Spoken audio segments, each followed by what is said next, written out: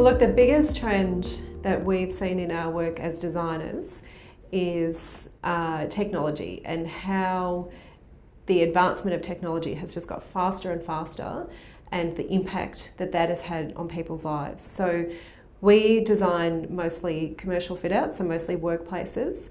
And in the last 5 to 10 years, technology has really changed the way that people work. It's really changed our behaviour. It's given us increased mobility. We're able to free ourselves now from the desk. We're able to work anywhere at any time.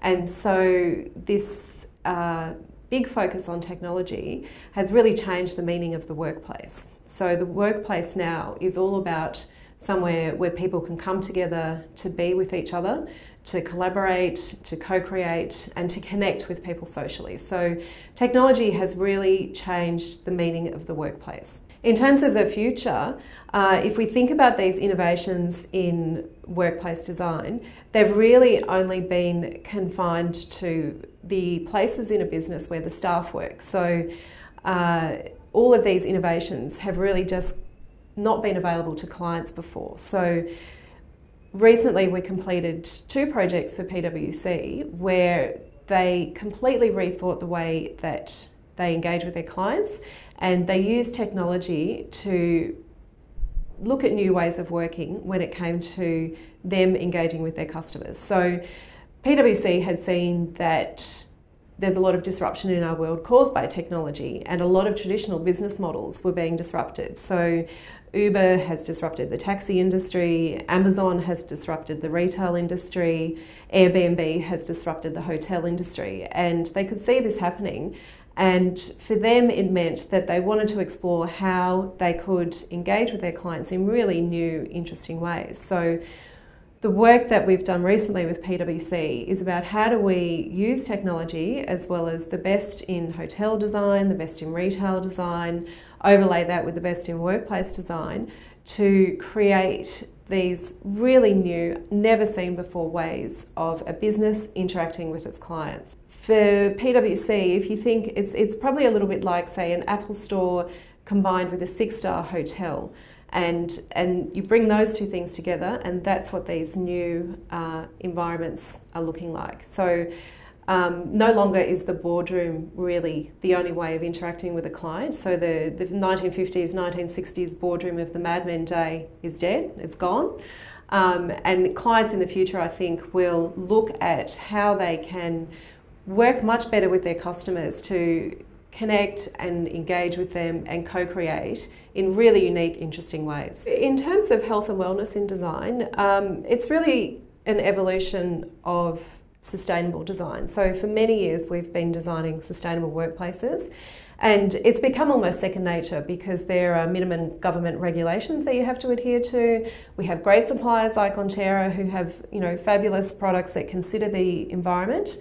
And so designing a sustainable workplace is really second nature. So the very next step from that, though, is this health and wellbeing in workplace design. And really what we've seen happening is our clients are coming to us and saying, okay, so we've got this great sustainable workplace.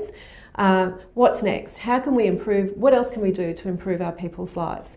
So we're now designing workplaces considering all 5 senses. So it's a much more holistic approach. We're designing spaces that have scent and sound. We've included these things to improve concentration, to improve engagement with and connection between people. We are designing workplaces where people are encouraged to move more, so interconnecting stairs within a really prominent place in the workplace encourages people to run up and down the stairs rather than take the lift. We're designing 100% sit-to-stand workstation, so people have the option throughout the day of standing at a workstation rather than just sitting down for 8 hours a day. And food too is also a big part of designing healthy, well workplaces. So no longer are people bringing out cakes and muffins and things and biscuits for morning tea. It's it's much more healthy food.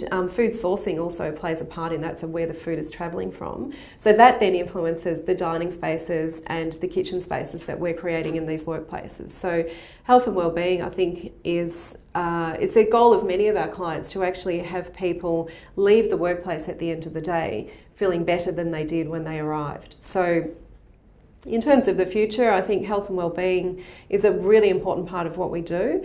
And for us, it's about ensuring that workplaces are really good quality workplaces. So they're not just about aesthetic.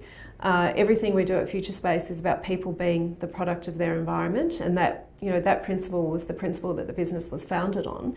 So I think it's only good that we're designing much more healthy, much more well-focused workplaces, because it means that the type of workplaces that we're designing are much better quality and will have much more longevity to them.